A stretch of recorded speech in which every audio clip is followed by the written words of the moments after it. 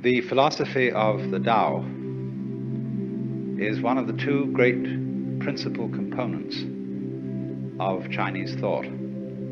There are, of course, quite a number of forms of Chinese philosophy, but there are two great currents which have thoroughly molded the culture of China, and they are Taoism and Confucianism. And they play a curious game with each other. Let me start by saying something about Confucianism, originating with Kung Fu or Confucius, who lived approximately a little after 630 BC. He's often supposed to have been a contemporary of Lao Tzu, who is the supposed founder of the Taoist way, but it seems more likely that Lao Tzu lived later than 400, according to most modern scholars. Confucianism is not a religion, it's a social ritual and a way of ordering society, so much so that the first great Catholic missionary to China, Matteo Ricci, who was a Jesuit, found it perfectly consistent with his Catholicism to participate in Confucian rituals, because he saw them as something of a kind of national character, as one might pay respect to the flag or something of that kind in our own times. But he found that Confucianism involved no conflict with Catholicism, no commitment to any belief or dogma that would be at variance with the Catholic faith. So Confucianism is an order of society and involves ideas of human relations, including the government and the family, based on the principle of what is called in Chinese ren, although Jiafu will notice that I never get my tones right, which is an extraordinarily interesting word. I'm going to put some of these things on the whiteboard. This is the word ren in Chinese.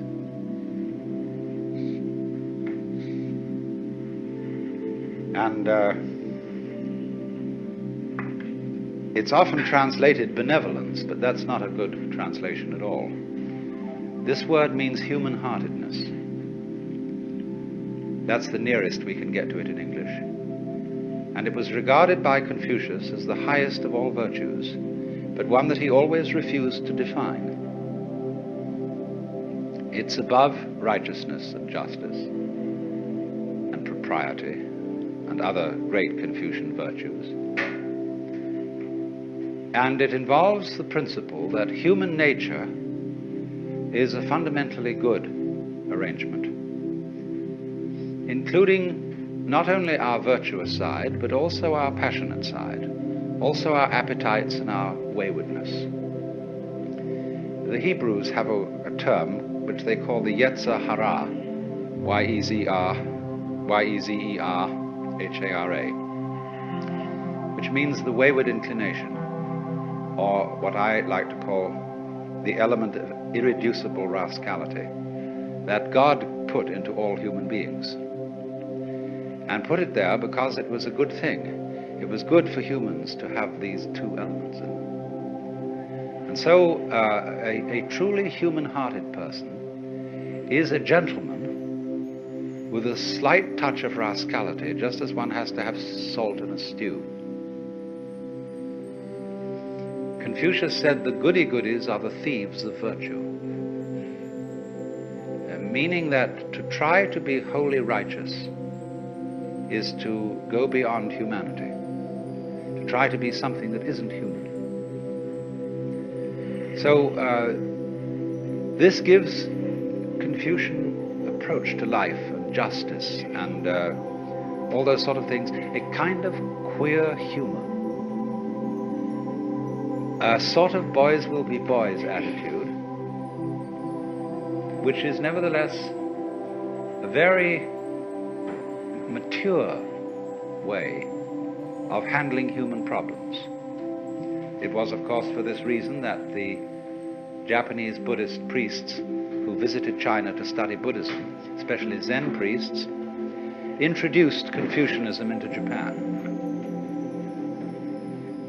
Because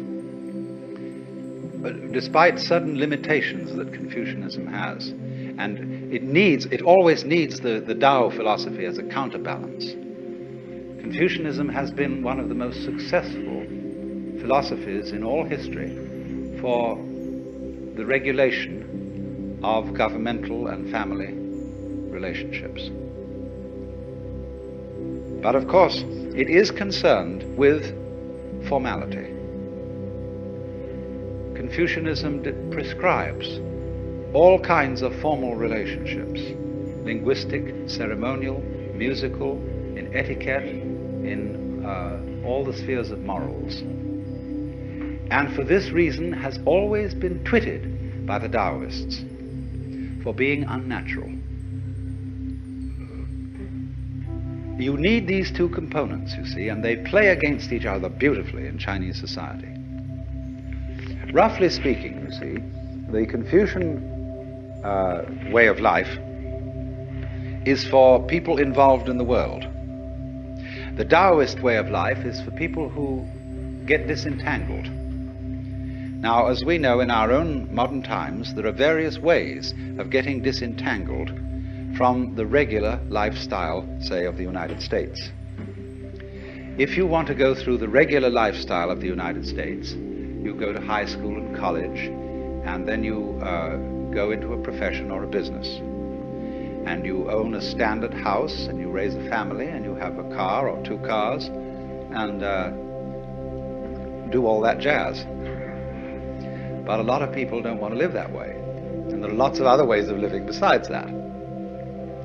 So you could say that those of us who go along with the pattern correspond to the Confucians, and those who are bohemians or bums or beatniks or whatever, and don't correspond with the pattern, they are more like the Taoists.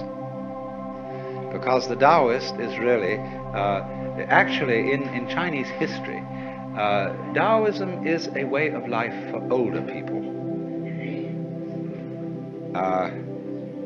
Lao Tzu, the name given to the founder of Taoism, means the old boy. And the legend is that when he was born, he was already had a white beard.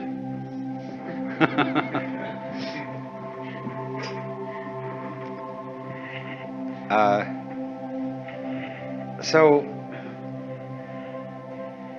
it's sort of like this, that when you have contributed to society, when you've contributed children and brought them up, and you have assumed a certain role in social life, you then say, now it's time for me to find out what it's all about. Who am I ultimately behind my outward personality? What is the secret source of things?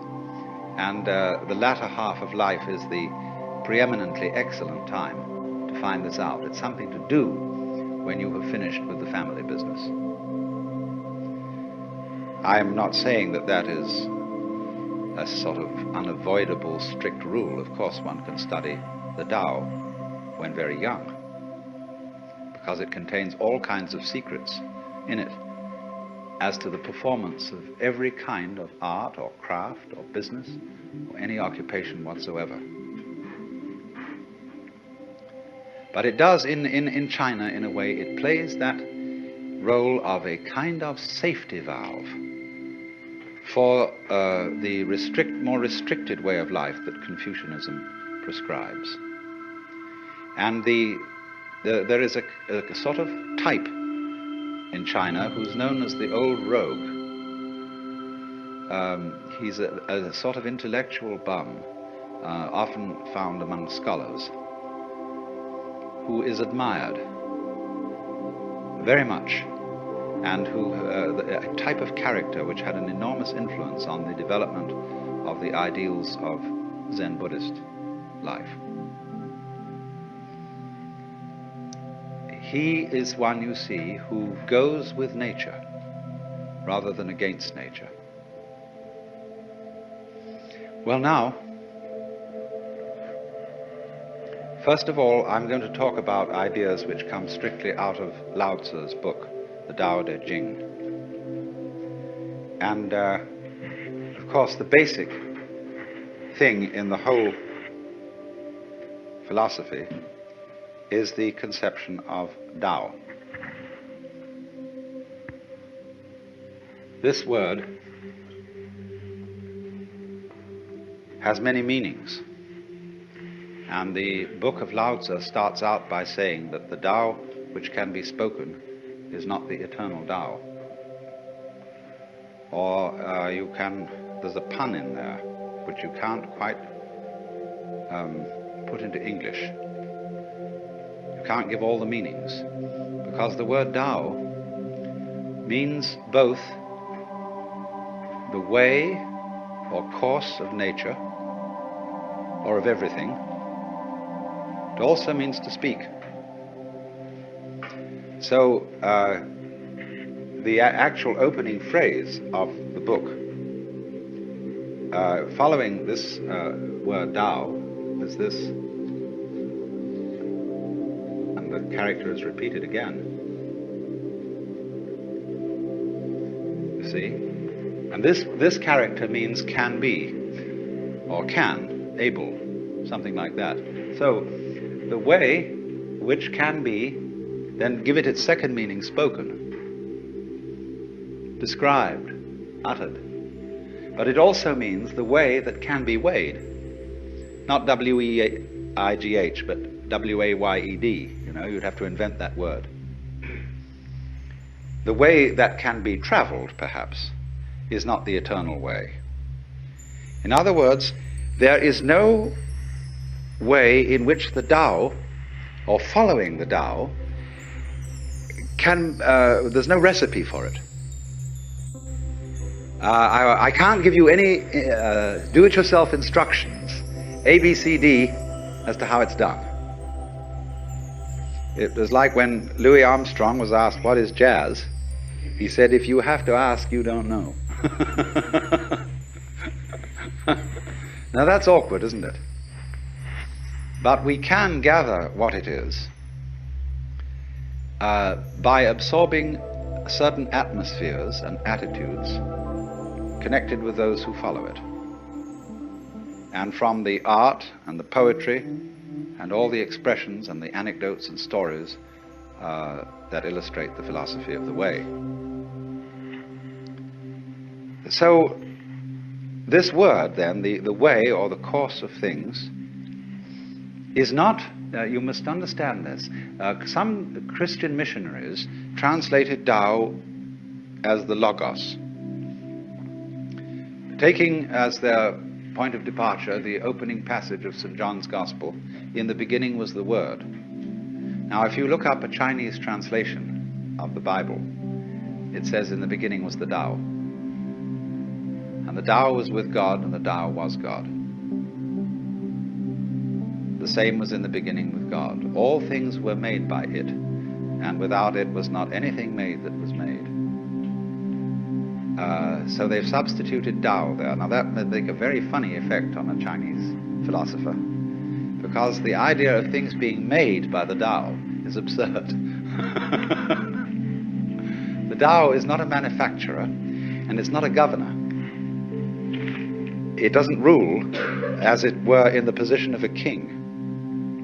Although the book, the Tao Te Ching, is written for many purposes, but one of its important purposes is as a manual of guidance for a ruler. And what it tells him is essentially, rule by not ruling. Don't lord it over the people. And so he says the great Tao flows everywhere, both to the left and to the right. It loves and nourishes all things, but does not lord it over them. And when good things are accomplished, it lays no claim to them. In other words, the Tao doesn't stand up and say, I have made all of you, I have filled this earth with its beauty and glory, fall down before me and worship. The Tao, having done anything, always escapes and is not around to receive any thanks or acknowledgement, because it loves obscurity. And Lao Tzu said the Tao is like water. It always seeks the low level which human beings abhor. So it's a very mysterious idea. Tao then is not really equivalent with any Western or Hindu idea of God, because God is always associated with being the Lord. Even in India, the Brahman is often called the Supreme Lord, although that was the term more strictly applicable to Ishvara, the manifestation of Brahman in the form of a personal God. But Bhagavan, the Lord, Krishna, his song is the Bhagavad Gita, the song of the Lord. There's always the idea of the king and the ruler attached, but not in the Chinese Tao philosophy. The Tao is not something different from nature, from ourselves, from our surrounding trees and waters and air. The Tao is the way all that behaves. And so the basic Chinese idea of the universe is really that it's an organism. And as we shall see when we get on to Zhuangzi, who is the sort of elaborator of Lao Tzu, he sees everything operating together so that nowhere can you find the controlling center. There isn't any. The world is a system of interrelated components, none of which can survive without each other. Just as in the case of bees and flowers. You will never find bees around in a place where there aren't flowers, and you will never find flowers around in a place where there aren't bees or insects that do the equivalent job. And what that tells us secretly is that although bees and flowers look different from each other, they're inseparable. They, to use a very important Taoist expression, they arise mutually. This is one of the great phrases from the second chapter of Lao Tzu's book, where he says, this character means to have or to be, and this next one is a very important character in Taoist philosophy. It means no, negative, wu in Chinese, not to be. And then this curious expression, for which we don't have a really good corresponding idea in traditional Western thought. So, to be and not to be mutually arise. This character is based on the picture of a plant, something that grows out of the ground. So, you could say positive and negative, to be and not to be, yes and no. Light and dark arise mutually, come into being. There's none is cause and effect. It's not that relationship at all. It's like the egg and the hen. So as the bees and the flowers coexist in the same way as high and low, back and front, long and short, loud and soft. All those experiences are experienceable only in terms of their polar experience. So the Chinese idea of nature is that all the various species arise mutually because they interdepend. And this total system of interdependence is the Tao. It involves certain other things that go along with Tao, but this mutual arising is the key idea to the whole thing. And it is, if you want to understand Chinese and Oriental thought in general, it is the most important thing to grasp. Because you see, we think so much in terms of cause and effect. We think of the universe today in Aristotelian and Newtonian ways. And in that philosophy, the world is all separated.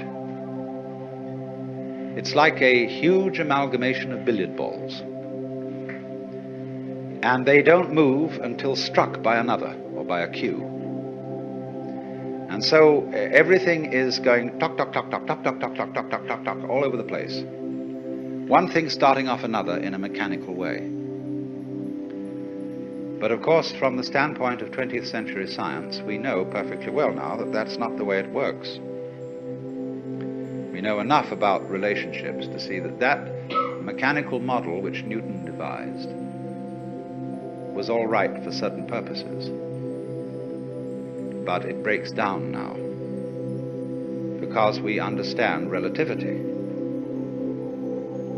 And we see how things go together in a kind of connected net rather than in a chain of billiard balls banging each other around. So, in the philosophy of the Tao, it is said, it's always being said, this is,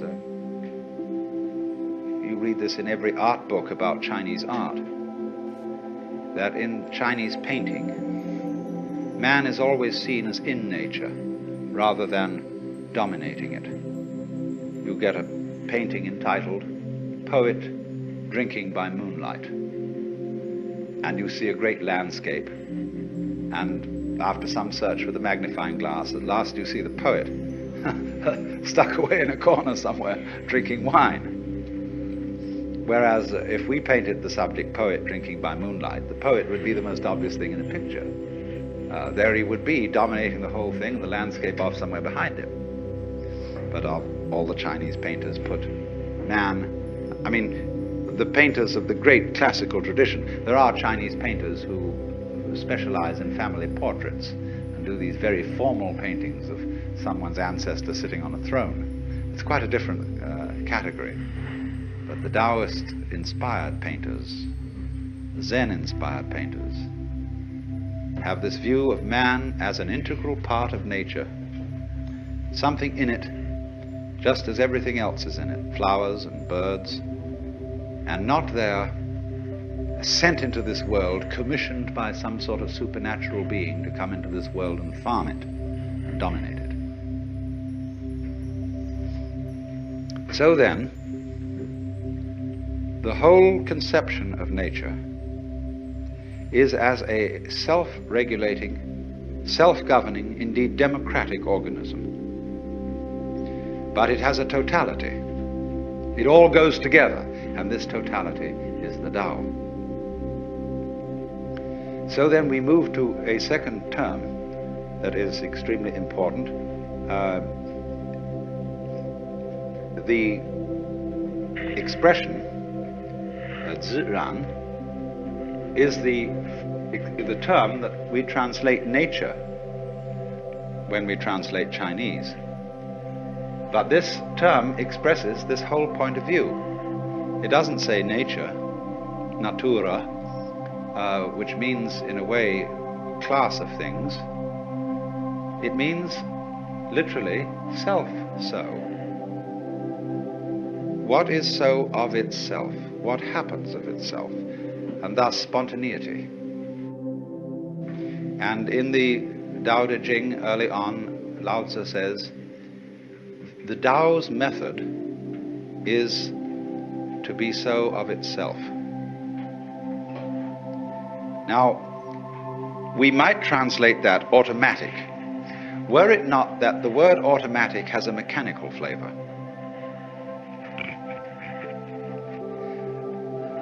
Ziran, as this is called, or shizen in Japanese, means spontaneous, yes. It happens as your heart beats. You don't do anything about it. You don't force your heart to beat. You don't make it beat. It does it by itself. Now figure a world in which everything happens by itself. It doesn't have to be controlled. It's allowed. Whereas you might say the idea of God involves the control of everything going on. The idea of the Tao is the ruler who abdicates and lets all the people, trusts all the people to conduct their own affairs. To let it all happen. So, this doesn't mean, you see, that there isn't a unified organism. Everything is in chaos. It means that the more liberty you give, the more love you give, the more you allow things in yourself and in your surroundings to take place, the more order you will have.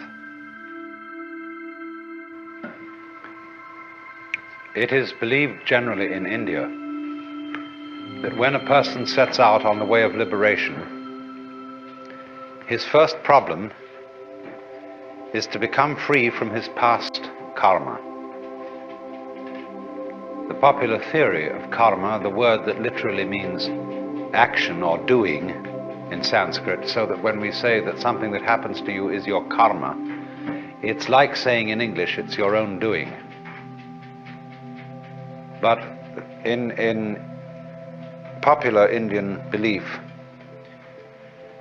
karma is a sort of built-in moral law, or a law of retribution, such that all the bad things you do and all the good things you do have consequences which you have to inherit.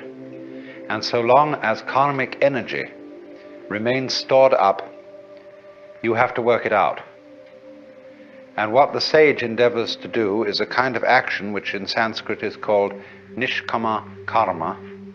Nishkama means without passion or without attachment, karma, action.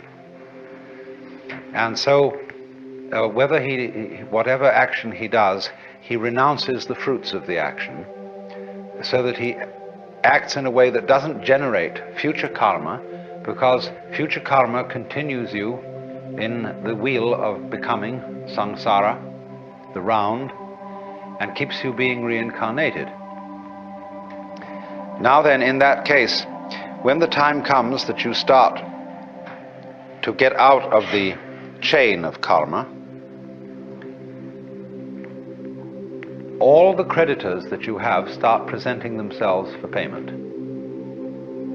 In other words, a person who begins, say, to study yoga is felt that he will suddenly get sick, or that his children will die, or that he'll lose his money, or all sorts of catastrophes will occur, because the karmic debt is being cleared up.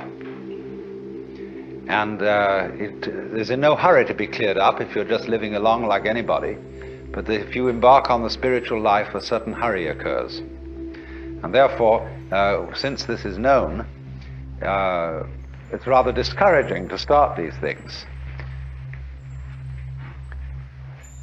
The Christian way of saying the same thing is that if you plan to change your life, shall we say, to turn over a new leaf, you mustn't let the devil know, because he will oppose you with all his might if he suddenly discovers that you're going to escape from his power.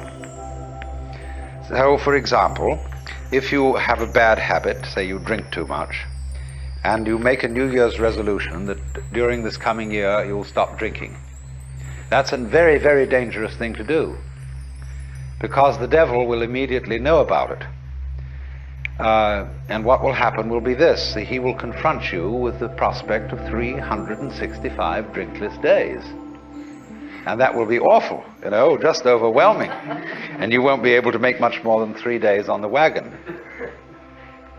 So in that case, you compromise with the devil and say, just today I'm not going to drink, you see, but tomorrow maybe, we'll go back. Then when tomorrow comes, you say, oh, just another day, let's try out, that's all. And the next day you say, oh, one more day won't make much difference. So you only do it for the moment, and you don't let the devil know that you have a secret intention of going on day after day after day after day. But of course, there's something still better than that. And that is not to let the devil know anything. And that means, of course, not to let yourself know. One of the many meanings of that saying, let not your left hand know what your right hand doeth, is just this. And that was why in Zen discipline, a great deal of it centers around acting without premeditation. As those of you know who read Herrigel's book, Zen in the Art of Archery, it was necessary to release the bowstring without first saying, now. There's a wonderful story you may also have read by a German writer, von Kleist, about a boxing match with a bear. The man can never defeat this bear because the bear always knows his plans in advance and is ready to deal with any situation. The only way to get through to the bear would be to hit the bear without having first intended to do so. That would catch him. And so this is one of the great, great problems in the spiritual life, or whatever you want to call it, is to be able to have intention and act simultaneous. By this means, you escape karma and you escape the devil. So, you might say that the Taoist is exemplary in this respect. That this is getting free from karma without making any previous announcement. Of simply, supposing we have a train and we want to unload the train of its freight cars. You can go to the back end and you can unload them one by one and shunt them into the siding. But the simplest of all ways of unloading is to uncouple between the engine and the first car, and that gets rid of the whole bunch at once. And it is in that sort of way, you see, that the Taoist gets rid of karma without challenging it. And so it has the reputation, you see, of being the easy way. There are all kinds of yogas and ways for people who want to be difficult. And one of the great gambits of a man like Gurdjieff was to make it all seem as difficult as possible, because that challenged the vanity of his students. If some teacher, some guru says, really, this isn't difficult at all, it's perfectly easy, some people will say, oh, he's not really the real thing. We want something tough and difficult, and when we see somebody starts out giving you a discipline that's very, very weird and rigid, people think, now there is the thing. That man means business. See? And so they flatter themselves by going to such a guy that they are serious students, whereas the other people are only dabblers and so on. All right, if you have to do it that way, that's the way you have to do it. But the Taoist is the kind of person who shows you the shortcut and shows you how to do it by intelligence rather than effort, because that's what it is. Taoism is in that sense what everybody is looking for. the easy way in, the shortcut, using cleverness instead of muscle. So the question naturally arises, isn't it cheating? When in any game somebody really starts using his intelligence, he will very likely be accused of cheating. And to draw the line between skill and cheating is a very difficult thing to do. You see, the inferior intelligence will always accuse the superior intelligence of cheating. That's its way of saving face. You beat me by means that weren't fair. We were originally having a contest to find out who had the strongest muscles. And you know, we were pushing against it like this. And this would prove who had the strongest muscles. But then you introduce some gimmick into it, some judo trick or something like that, you see, and you're not playing fair. So in the whole domain of ways of liberation, there are routes for the stupid people and routes for the intelligent people. And the latter are faster. This was perfectly clearly explained by Huineng, the sixth patriarch of Zen in China, in his sutra, where he says the difference between the gradual school and the sudden school is they both arrive at the same point, but the gradual is for slow-witted people and the sudden is for fast-witted people. Can you, in other words, find a way that sees into your own nature, that sees into the Tao immediately? And at the end of this morning's talk, I pointed out to you the immediate way, the way through now. When you know that this moment is the Tao, and this moment is considered by itself, without past and without future, eternal, neither coming into being nor going out of being, there is nirvana. And there is a whole Chinese philosophy of time based on this. It hasn't, to my knowledge, been very much discussed by Taoist writers. It's been more discussed by Buddhist writers, but it's all based on the same thing. Dogen, the great 13th century Japanese Zen Buddhist, studied in China, and he wrote a book called Shobo Genzo. A Roshi recently said to me in Japan, that's a terrible book, because it tells you everything. It gives the whole secret away. But in the course of this book, he says,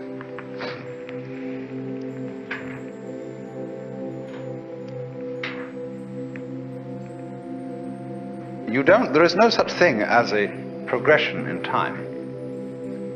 The spring does not become the summer. There is first spring, and then there is summer. So in the same way, you now do not become you later. This is T.S. Eliot's idea in 4 Quartets, where he says that the person who has settled down in the train to read the newspaper is not the same person who stepped onto the train from the platform. And therefore also you who sit here are not the same people who came in at the door. These states are separate, each in its own place. There was the coming in at the door person, but there is actually only the here and now sitting person. And the person sitting here and now is not the person who will die. Because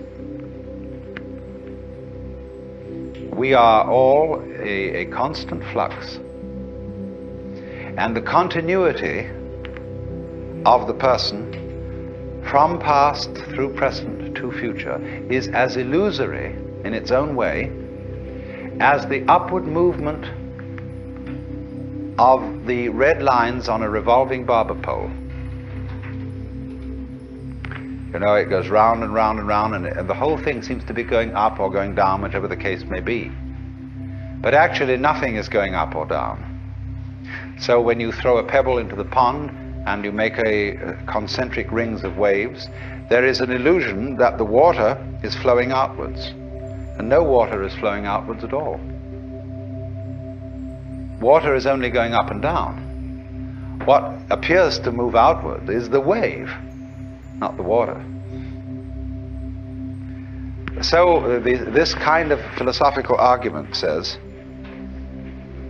that our seeming to go along in a course of time, it doesn't really happen. The Buddhists say suffering exists, but no one who suffers. Deeds exist, but no doers are found.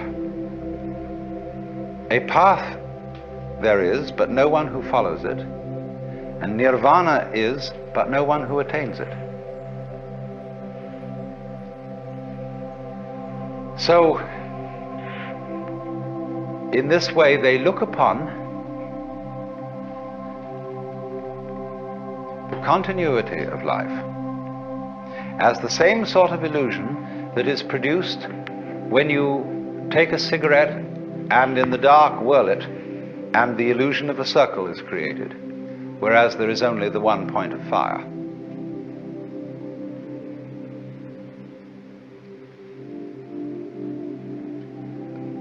The argument then is, so long as you're in the present, there aren't any problems. The problems exist only when you allow presence to amalgamate. There's a way of putting this in Chinese, which is rather interesting. They have a very interesting sign, this. It's pronounced nyan, in Japanese nen. And the top part of the character means now, and the bottom part means the mind-heart, the shin. And so this is, as it were, an instant of thought. In Sanskrit, they use this character as the equivalent for the Sanskrit word shana. Then if you double this character, put it twice, or 3 times, and I'll write the Chinese for ditto.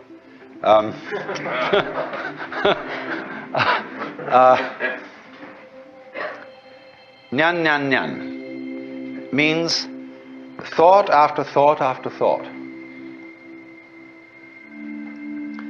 Now, the Zen master Joshu was once asked, what is the mind of a child? And he said, a ball in a mountain stream. What do you mean by a ball in a mountain stream? He said, thought after thought after thought with no block.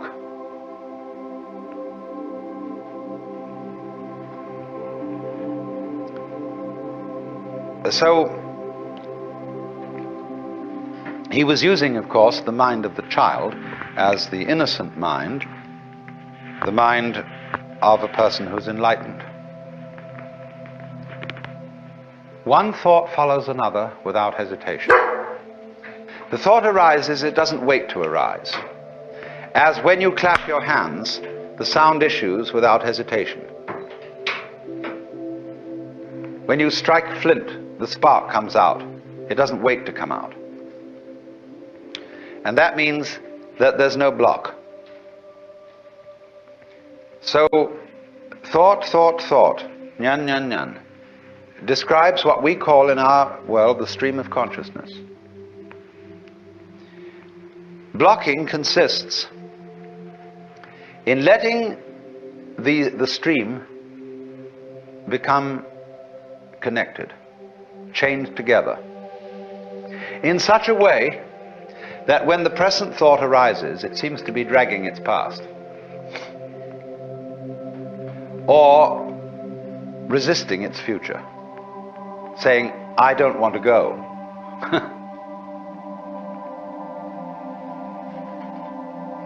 When then the connection, the dragging, it's better to call it, of these thoughts drops,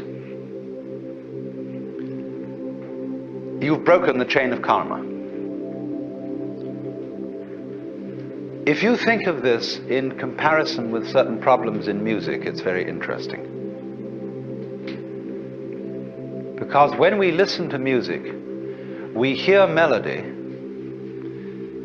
only because we remember the sequence.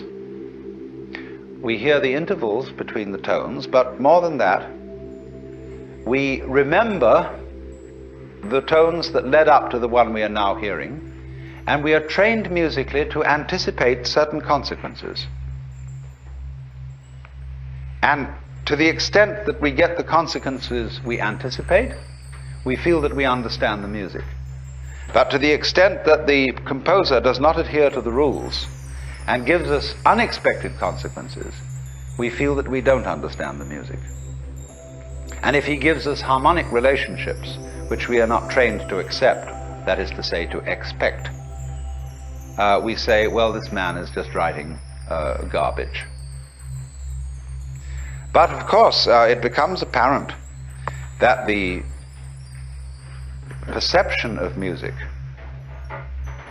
the ability to hear melody, will depend upon a relationship between past, present, and future sounds. And you might say, well, you're talking about a way of living that would be equivalent to listening to music with a tone-deaf mind, so that you would eliminate the melody and have only noise. And so in your Taoist way of life, you would eliminate all meaning and have only senseless present moments.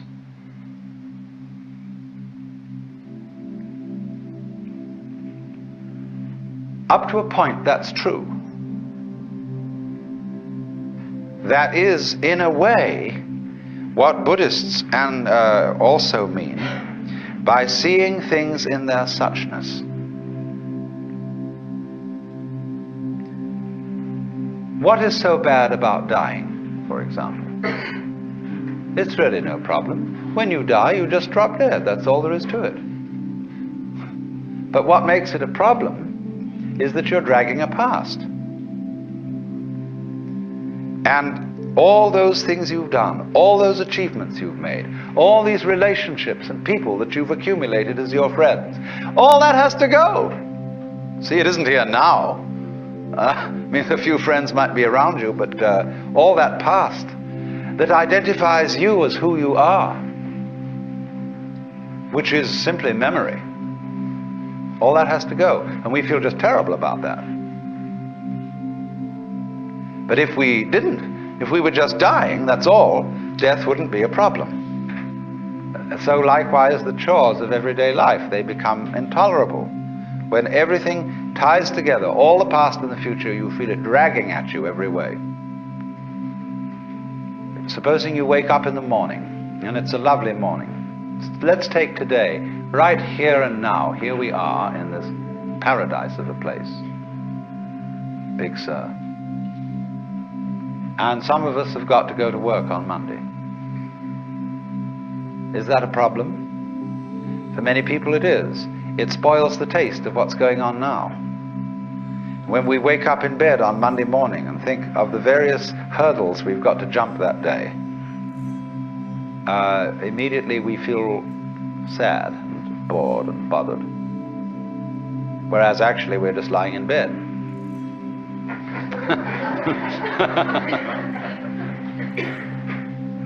So the Taoist trick says, simply live now and there will be no problems. That's the meaning of the Zen saying, when you are hungry, eat. When you are tired, sleep. When you walk, walk. When you sit, sit. Rinzai, the great Tang Dynasty master, said, in the practice of Buddhism, there is no place for using effort.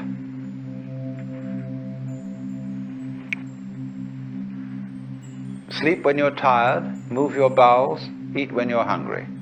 That's all. The ignorant will laugh at me, but the wise will understand. And so, also, the meaning of this wonderful Zen saying,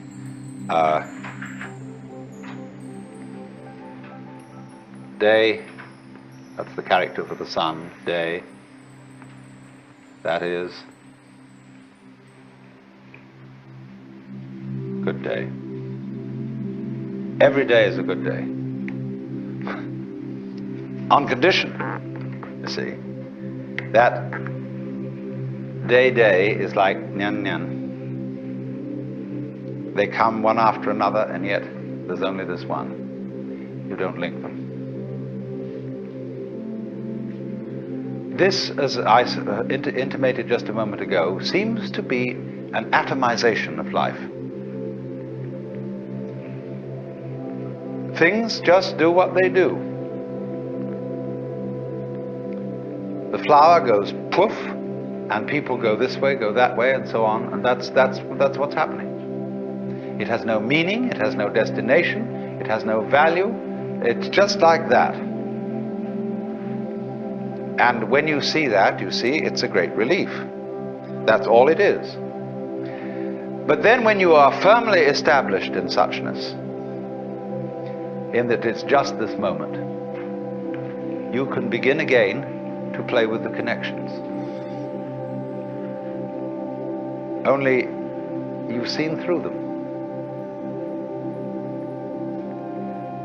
But now you see they don't haunt you, because you know that there isn't any continuous you running on from moment to moment, who originated at some time in the past and will die at some time in the future. All that's disappeared. So you can have enormous fun anticipating the future, remembering the past, and playing all kinds of continuities. This is the meaning of that famous Zen saying about mountains are mountains. To the naive man, mountains are mountains, waters are waters. To the intermediate student, mountains are no longer mountains, waters are no longer waters. In other words, they've all dissolved into the point instant, to the kshana. But for the fully perfected student, mountains are again mountains and waters are again waters. When we speak in Taoism of following the course of nature, following the way, what it means is more like this. Doing things in accordance with the grain. It doesn't mean you don't cut wood, but it means that you cut wood along the lines where wood is most easy to cut. And you interact with other people along lines which are the most genial.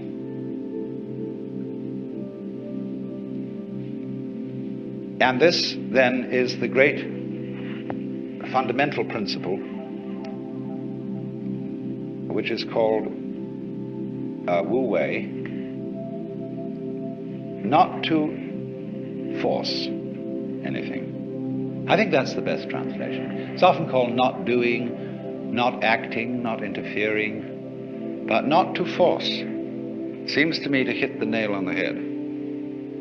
Like, don't ever force a lock, or you bend the key or break the lock. You jiggle until it revolves. So Wu Wei is always to act in accordance with the pattern of things as they exist. Don't impose on any situation a kind of interference that is not really in accordance with the situation. For example, we have a slum, and people are in difficulty and so on, and they need better housing. Now, if you go in with a bulldozer and knock the slum down, and you put in its place some architect's imaginative notions of what is a super efficient high-rise apartment building to store people, you create total mess, utter chaos. A slum has what we would call an ecology. It has a very complex system of relationships going in it, by which the thing is already a going concern, even though it isn't going very well. Anybody who wants to alter that situation must first of all become sensitive to all the conditions and relationships going on there. It's terribly important then to have this feeling of the interdependence of every form of life upon every other form of life. How we, for example, cultivate animals that we eat, look after them and build them up, and see that they breed in reasonable quantities. We don't do it too well, as a matter of fact, especially troubles are arising about supplies of fish in the ocean, all sorts of things. But you have to see that life, that the so-called conflict of various species with each other is not actually a competition. It's a very strange system of interrelationship, of things feeding on each other and cultivating each other at the same time. The idea of the friendly enemy, the necessary adversary, who is part of you. You have conflicts going on in your own body. All kinds of microorganisms are eating each other up. And if that wasn't happening, you wouldn't be healthy. So all those interrelationships, whether they appear to be friendly relationships as between bees and flowers, or conflicting relationships as between birds and worms, they are actually forms of cooperation. And that is mutual arising.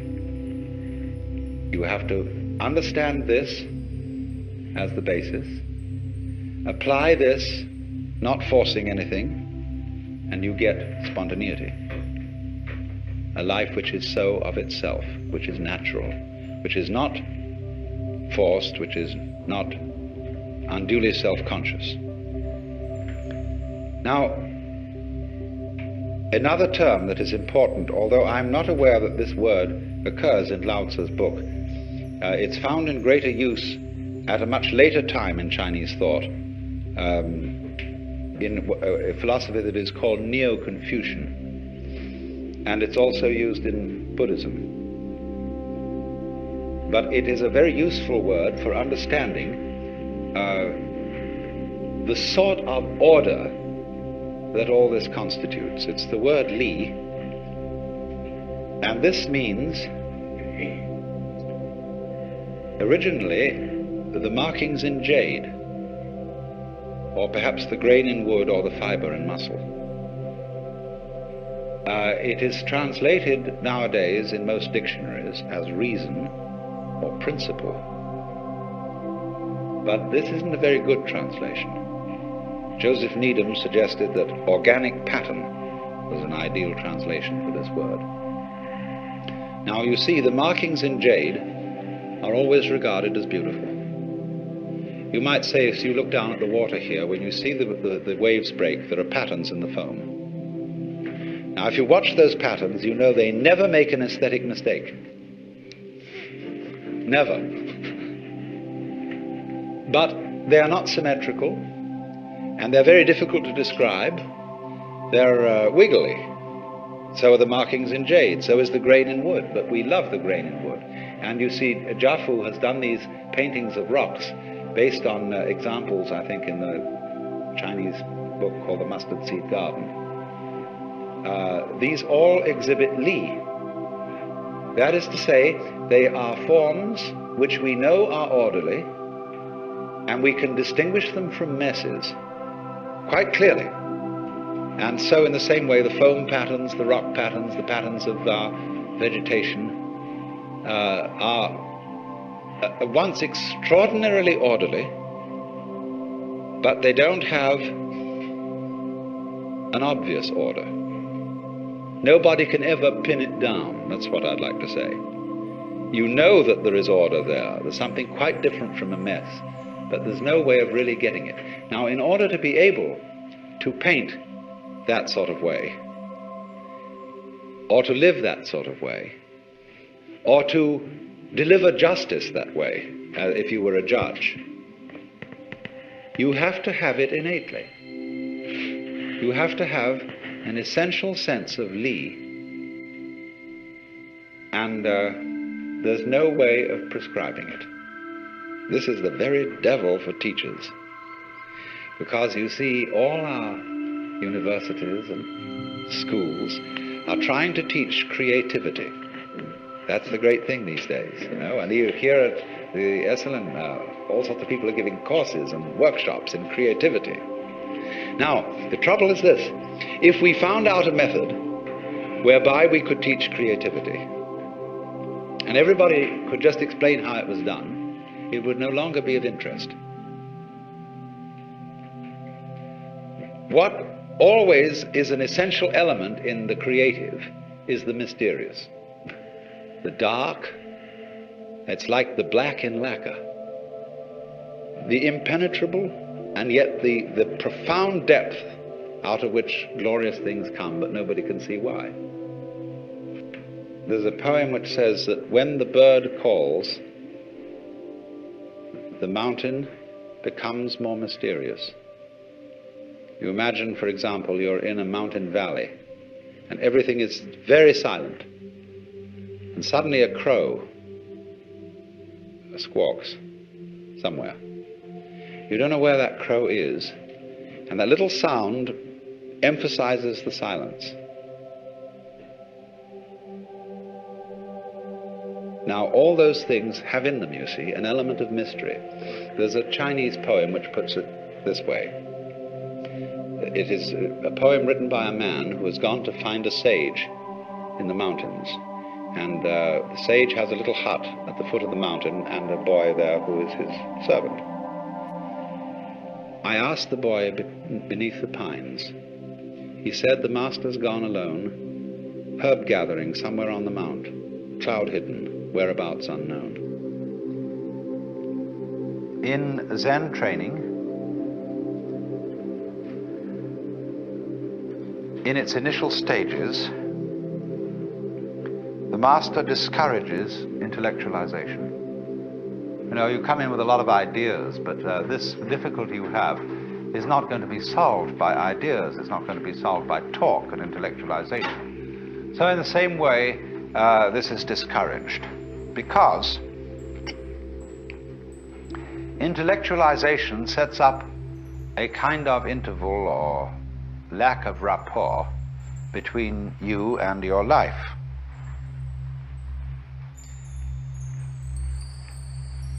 You think about things so much that you get into the state where you're eating the menu instead of the dinner. You're valuing the money more than the wealth. You are confusing, as Korzybski would say, the map with the territory. And what they want to do is to get you into the territory, to get you into relationship with what is, as distinct from ideas about what is. And this is an important preliminary discipline. But later on, you can realize that the process of thinking is also what is. Thoughts in their own domain are as real as rocks. Words have their own reality as much as sky and water. Thoughts about things are in their own turn things.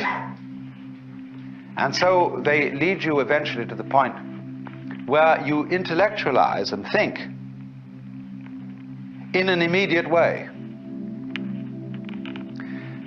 Let's go on and ask then a further problem. How about thinking about thinking?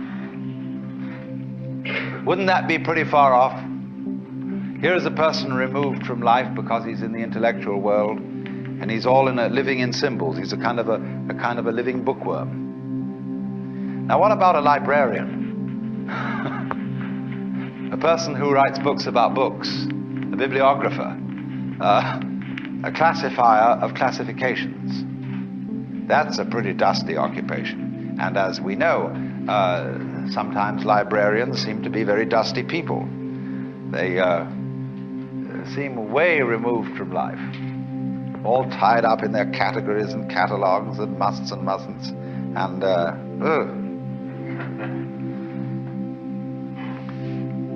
that too, you see, is also its own level of reality.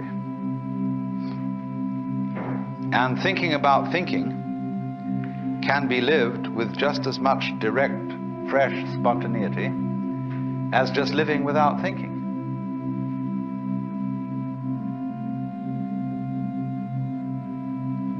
But in order to live it with full spontaneity, you have to be in a position where you no longer feel the symbol, the thought, the idea, the word, as a block to life. No longer feel it as something you are using as a sort of means of escape. To be able to use the symbol not as means of escape, you have to know in the first place that you can't escape. And not only that you can't escape, but there is no one to escape. There is no one to be delivered from the prison of life. That, then, the liberation of the mind from identifying itself with symbols is the same process, exactly, as breaking up the links between the successive moments. The illusion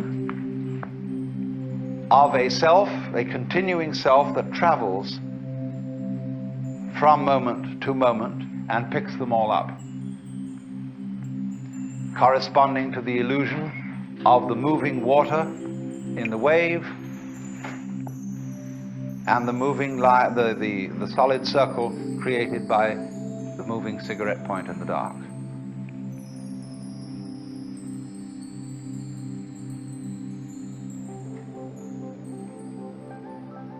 This is the meaning, then, that there is no one who perceives anything, no one who experiences anything. There is simply seeing and experiencing. We introduce all these redundancies through talk. We talk about seeing sights, hearing sounds, feeling feelings. All that is irrelevant. There are sights, there are sounds, there are feelings. You don't feel a feeling. The feeling itself already contains the feeling of it. Do you see? That's very simple. To have sight, you don't need something to be seen on the one hand and a seer of something to be seen on the other. And then some mysterious way they come together. The seer and the seen, the knower and the known, are what we call terms. Terms mean ends. And they are what in mathematical language are called limits.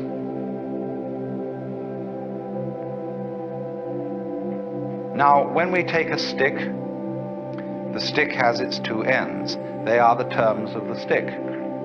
But the ends of the stick do not exist as sort of separate points which encounter each other on the occasion of meeting at a stick. They are actually abstract points. The ends themselves, considered as themselves, are purely geometrical. They're Euclidean imaginations. The reality is the stick, you see? So in the same way with that phenomenon called experience, the reality is not an encounter of the knower and the known.